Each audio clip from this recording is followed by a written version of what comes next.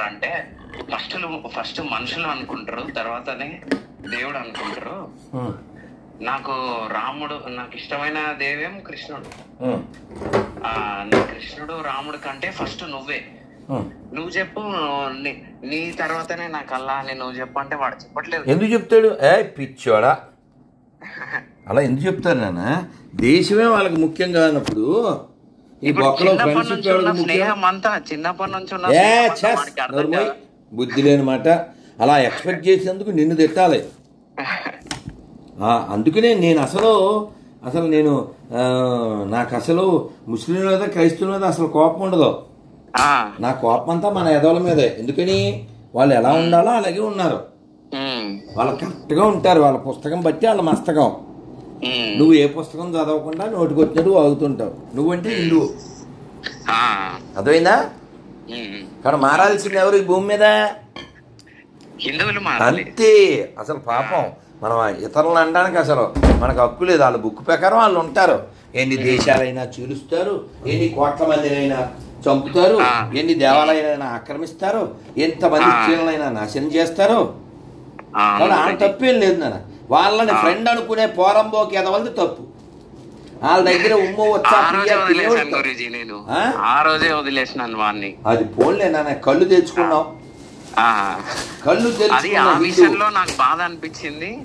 మీ number తెలుసుకొని మీతోటి మాట్లాడాలనిపించింది. ఇంత మూర్ఖత్వంగా ఎట్లా బిహేవ్ చేస్తారు? నువ్వు అసలు దాని గురించి ఆలోచించకూడదు. మూర్ఖులు మాత్రమే అలాంటి మతాల్లో ఉంటారు. అది మనం తెలుసుకోవాలి. నువ్వు మంచోడు కాబట్టి అందరూ మంచోళ్ళు అనుకోకు. అర్థమైందా? నువ్వు మంచోడు అయితే సరిపోయిందా? ఎదుటోడికి ఉండదా? మారాలి, హిందువులే మారాలి. ఈ భూమి బాగుండాలంటే భారతదేశం బాగుండాలి. భారత్ బాగుండాలంటే హిందువులు చక్కగా ఉండాలి. హిందువులు చక్కగా ఉండాలంటే వాళ్ళ పూర్వీకులు, వాళ్ళ దేశము ఎంత గొప్పదో తెలుసుకోవాలి. అవునవును గురూజీ. హిందువులు మాత్రమే ఈ దేశానికి బలము. మీరు ఆ రోజు చెప్పారు కదా గురూజీ, అది చావా సినిమా థియేటర్ లో. ఆ రోజు హిందువుల దగ్గరనే కొనండి, హిందువుల దగ్గరనే తినండి అని. ఆ రోజు నుంచి ఇప్పటిదాకా ఒక్క దగ్గర కూడా నేను కొనలేదు గురూజీ ముస్లింల దగ్గర. నేను ఆ రోజు కావాలంటే ఒక పూట తిండైనా మానేసిన గానీ వాళ్ళ దగ్గర అలానే నేను మా ఇంటి దగ్గర, మేము ఉండేది సికింద్రాబాద్ లో ఉంటాము. నేను రోజు ఇస్కాన్ కి కూడా సికింద్రాబాద్ ఇస్కాన్ ఉంది కదా గురించి, ఆ రోజు అక్కడికి వెళ్ళి కృష్ణుని కొంచెం జపం చేసుకొని వస్తాను. అయితే హిందువులు అదే ఇంటి దగ్గర నేను ఒక చిన్నగా ఒకటి రామసేతు అని చెప్పేసి ఒకటి చిన్నది ఒకటి కండక్ట్ చేసిన. అక్కడ టీనేజ్ పిల్లల్ని నేను వాళ్ళ పిల్లల దగ్గరికి వెళ్ళి వాళ్ళ లోపల వాళ్ళ మైండ్ లో ఇలా ముస్లింల దగ్గర కొనొద్దు, గురూజీ రాధా మనోహర్ దాస్ గురూజీ చెప్పిండు, మీ వీడియోలు చూపించిన ఇలా మనల్ని ఆవులను కోస్తున్నారు, ఆవులను మేస్తున్నారు, వాడు మనకి భయ ఎట్లయితాడు అని చెప్తున్నాడు గురూజీ. నిజమే కదా మరి. అది మీరు అంటే చిన్న పిల్లల మైండ్ లా క్రియేట్ చేసినాం అనుకో. అవును గురూజీ, వాళ్ళనే కాపాడుకోవాలి. వాళ్ళ మైండ్ లో వచ్చేసింది గురూజీ. నేను చెప్పిన ఒక గంట సేపు వాళ్ళని చాలా చాలా మీ గురించి, తర్వాత మీ మాటలు, ఇప్పుడు మీరు అక్కడ ఎంత బట్టలు రెడీ చేయి గురూజీ, మీరు ఎంత పర్ఫెక్ట్ గా, మీరు ఎంత ఏది పాయింట్ టు పాయింట్ మాట్లాడుతారు. వాడు ఇద్దరు పాస్టర్లు గురూజీ. వాడు మీ అమ్మ కంటే మీ నాన్న కంటే నాకు బైబులే ఎక్కువ అంటాడు. పేరు రామారావు. ఇంకో మళ్ళీ రాముడి పేరు పెట్టుకున్నాడు. హేమం అని ఉంటాడు కదా హేమన్ రామారావు అంటే. ఓకే. దేవుడు నా కోసం రక్తం కాలుస్తాడు. ఏంటిది గురూజీ, అసలు దేవుడు ఎందుకు కాలుస్తాడు వాళ్ళ కోసం రక్తం? అంటే వాడిని కుక్కను కొట్టినట్టు కొట్టారు, అందుకని కాల్చాడు. రక్తం కార్చాలి కాదని చెప్పను, కానీ అది వీరుడిలా కార్చాలే. ఈ దేశాన్ని నన్ను రక్షించింది శివాజీ శంభాజీ కార్చిన రక్తం. నా దేశాన్ని నా ధర్మాన్ని రక్షించింది అల్లూరి కార్చిన రక్తం. నా దేశాన్ని ధర్మాన్ని కాపాడింది సుభాష్ చంద్రబోస్. జలియన్వాలా బాగ్లో చనిపోయిన వేల మంది, ఓ ఖుదీరామ్ బోస్, ఓ ఆజాద్ చంద్రశేఖర్, వీళ్ళు నా దేశం కోసం పోరాడి మరణించిన వేలాది లక్షలాది మంది సైనికులు. వీళ్ళు నా దేశాన్ని నా ధర్మాన్ని కాపాడిన రక్తాన్ని ధారపోసిన వాళ్ళు. అంతేకాని వాడెవడో ఎక్కడో కుక్కను కొట్టినట్టు కొట్టించుకుని చచ్చిపోతే నా కొడుకు వాడు ఎవడు పుట్టినోడో తెలియదు, వాడు మన రక్షించేదేంది? సిగ్గు లేకపోతే సరి. అవును గురూజీ, మారాలి, పౌరుషంతో జీవించాలి, ప్రపంచానికి దిక్సూచిగా ఉండవలసిన మనం ఇలాంటి దిక్కుమాలిన ఆలోచనతో మన పూర్వీకుల్ని మన వాళ్ళని లక్షల మందిని కోల్పోయాం. ఒక ఆడపిల్ల మొన్న ఒక వీడియో, అది బంగ్లాదేశ్లోనో మరి ఎక్కడో, అది చాలా రోజులైంది కానీ సిమిలర్ అటువంటిదే. ఆడపిల్లని, హిందూ ఆడపిల్లని వాళ్ళు బట్టలు తీసేసి కాళ్ళు ఎక్కడ పెట్టకూడదు అక్కడ బూట్కాలు పెడుతూ వాళ్ళకి బట్టలు తీయడానికి సపోర్ట్ చేసే ముండ వాళ్ళ జాతి ముండ. కాబట్టి అన్ని మతాలు సమానం అంటే చెప్పు తెగుద్ది. ఖచ్చితంగా చెప్తా, నా కొరకలారా 10 లక్షలు ఇస్తా. ఇంత గట్టిగా ఎందుకు చెప్తున్నానంటే నాకు నా దేశం ముఖ్యం. నేను కూడా అదే చెప్పిన గురూజీ. మీరు అప్పుడు ఒక వీడియో చూసాను, అన్న అట్లెందుకు అన్న, మీరు అట్లెందుకు చెప్తున్నారు అన్న, అందరూ వాళ్ళు కూడా భారత్ మాతాకి జై అని చాలా మంది చెప్తున్నారు అంటే, అది స్కూల్లో వాళ్ళకి ఏం తెలియదురా. ఒక ఏజ్ వచ్చినాక వాళ్ళ ఇంట్లో అట్లా నేర్పబడతారు. సరే నువ్వు అట్లా అన్నావు కదా, మసీదుకి వెళ్ళి నువ్వు నమాజ్ చేస్తా అని చెప్పు, మీరు గుడికి వచ్చి హోమం చేస్తారా అని ఒక మాటను అని చెప్పేసి వాళ్ళు ఒప్పుకుంటారా దానికి అని అడగమని నేను ఆ పిల్లలకి చెప్పిన. అసలు చిన్న పిల్లలు స్కూళ్ళల్లో బైబుల్ తీసుకొని వచ్చి బైబుల్ గొప్పతనం ఏంటిది అని చెప్తున్నారంట. తప్పే ఉంది నానా, గుర్తుపెట్టుకో. ఒక మాట చెప్తాను, మనం ముస్లిం దగ్గర క్రైస్తవుల దగ్గర ఏం నేర్చుకోవాలి తెలుసా? మతం కోసం ఎలా జీవించాలో. ఓకే, ఖచ్చితంగా ఈ దేశం రక్షించబడాలంటే ప్రతి హిందువు ధర్మం విషయంలో ముస్లింలా ఉండాలి. వాళ్ళు చూడు, వాళ్ళ ప్రాణాలను కూడా లెక్క చేయరు, వాళ్ళ పుస్తకం కోసం, వాళ్ళ ప్రవక్త కోసం, వాళ్ళ మతం కోసం. మరి మనము కనీసం నిజం కూడా చెప్పాం. ఇప్పటిదాకా జై జై కొట్టి పీకల మీదకి వస్తే వీడేనండి అనవసరం గొడవలు చేస్తున్నాడు అంటాడు.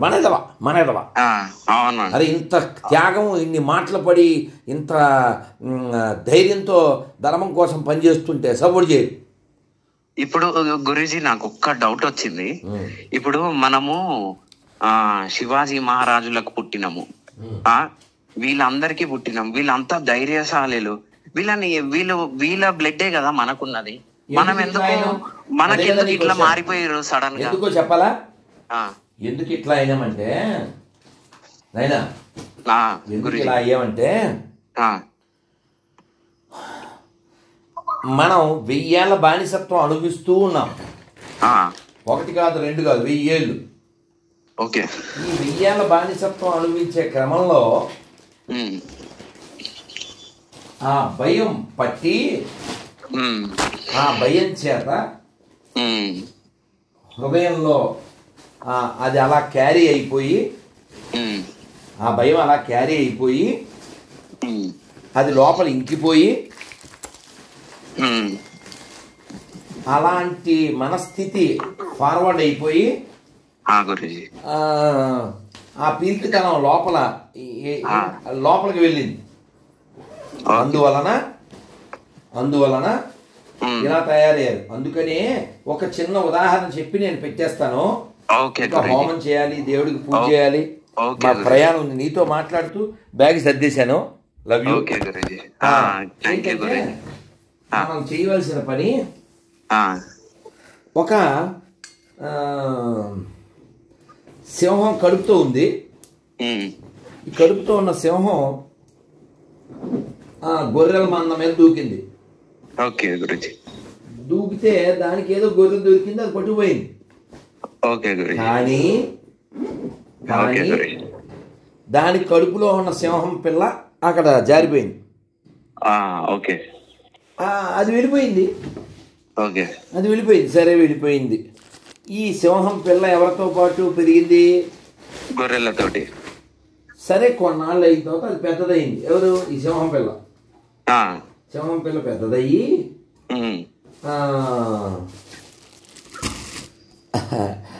వేరే సింహం వేటాడడానికి వచ్చింది. వచ్చి దీన్ని మెడబట్టుకుంది. సార్ సార్ సార్ నన్ను వదిలేయండి సార్, ప్లీజ్ సార్, నేను చాలా మంచిదాన్ని సార్ అంటుంది. ఎవరు? ఈ సింహం. రే నువ్వు గొర్రె కాదురా, నువ్వు సింహాన్ని. లేదు సార్, చిన్నప్పటి నుంచి అట్లు పెరిగినాం సార్, మేము గొర్రెం సార్ అంటుంది. లత్కోరు నువ్వేనవరా నువ్వు అని మెడబట్టుకుని దాన్ని లాక్కెళ్ళి ఒక నీటి చెరువు దగ్గర తీసుకెళ్ళి 1 minute అలా చేయకు, కుర్చీలో పెట్టి కుర్చీ తేవన్నా, ఇక్కడ పెట్టే కుర్చీ సింహం చెరువు దగ్గర తీసుకెళ్ళి నా ఫేస్ చూడండి. చూసినా ఒక్కసారి నీళ్ళల్లో చూడు, నీ ఫేస్ ఎట్టుంది? అవును సార్, మన ఇద్దరం సేమ్ సార్. మరి సేమ్ కదా, నేను ఎట్లున్నా నువ్వు ఎట్లున్నావు? అవును సార్, నాకు భయం అవుతుంది. ఎందుకు భయం అవుతుంది? నువ్వు గొర్రెలో కలిసినావు. నువ్వు గొర్రెవ కాదు రా, నువ్వు సింహం. చావా మై షేర్ కా బచ్చా హై అని ఆ సింహానికి సింహం అంటే ఏమిటో, తన పౌరుషం ఏంటో ఈ సింహం గుర్తు చేసింది. అలా మనకి గుర్తు చేస్తూనే ఉన్నారు. ఓ శివాజీ, ఓ శంభాజీ, ఓ వివేకానంద, ఓ నేతాజీ. వీళ్ళ రక్తం ఆల్రెడీ మనకుంది. Line is already line. Guruji, line is already line.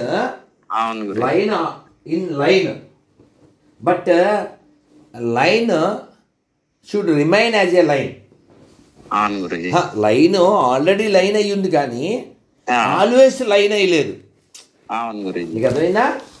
Already line అయ్యి ఉండడం వేరు, ఆల్వేస్ లైన్ అయ్యి ఉండడం వేరు. అదే గురుజీ. అందుకని దాన్ని గుర్తు చేయాలి మనం. అదే గురుజీ. ఇంకొకటి నిన్న మా అపార్ట్మెంట్ లో ఒక మీటింగ్ జరిగింది గురుజీ.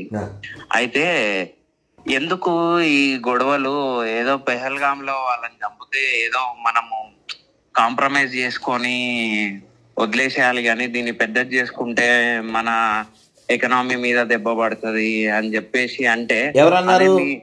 ఎవరన్నారు? హిందువులే. అలా అన్నవాడి పేరు శాంతారాం అనుకుందాం. కొన్ని పేపర్లు అక్కడ పెట్టాం కదా రాకులు, కిచెన్లోనా రాకులు కొన్ని.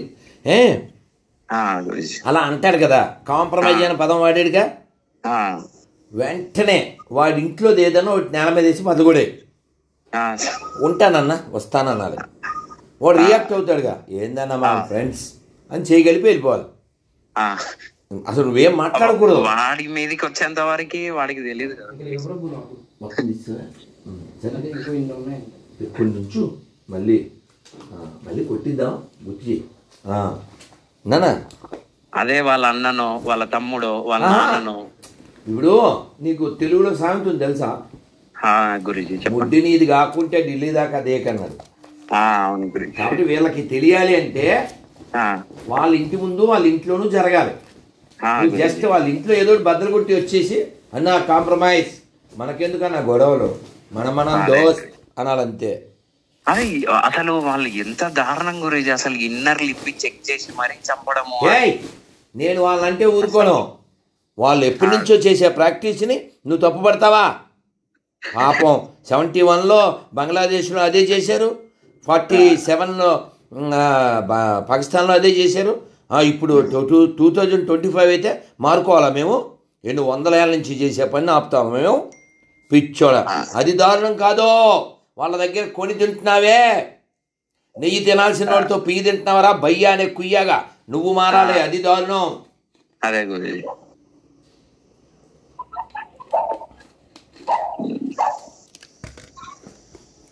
అయినా నేను హోమానికి వెళ్ళాలి. Hare Krishna, Hare Krishna, Hare Krishna. All the best నాన్న. నువ్వు ఇలాగే ముందుకెళ్ళు. జై వస్తు. మళ్ళీ కలుద్దాం. జై శ్రీరామ్.